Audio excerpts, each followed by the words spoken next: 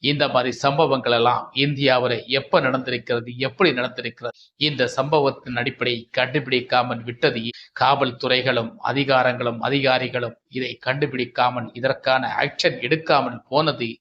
இப்பேற்பட்ட பல விஷயங்கள் எல்லாம் நம்ம நாட்டுல நடந்து சீரழிஞ்சு சின்னாபின்னப்பட்டு இத்தனை ஆண்டுகள் நமக்கு கடந்து வந்திருக்கிறோம். ஆனால் இத்தனை ஆண்டுகளுக்கு முன்னே நமக்கு என்ன விதமான விபரீதங்கள் நம்ம நாடு சந்தித்திருக்கிறது என்பதை நமக்கு பொருட்படுத்தாமலே இருந்திருக்கு. இந்தியா இப்போது விழித்திருக்கிறது என்றுதான் சொல்ல முடியும். நிறைய சம்பவங்கள் எல்லாம் நம் கண்முன் வெட்ட வெளியாக வெளிச்சமாக நமக்கு காட்டப்படுகிறது. அதை பார்த்து மக்கள் இப்போது குமருகிறார். எத்தனை பெண்களின் பிணங்களை நமக்கு பார்க்கும் போது இதை எப்படி ஆக்கிறது? இந்த உயிரினங்களை நமக்கு இழந்தோமே, இதற்கான பெண்கள், இதற்கான முஸ்திப்புகள் நம் நாட்டில் எடுக்கவில்லை. இந்த இழந்த பெண்களை அந்த உறவினர்கள் தேடவில்லையா? அப்படி என்று பல சஸ்பென்ஸ்கள்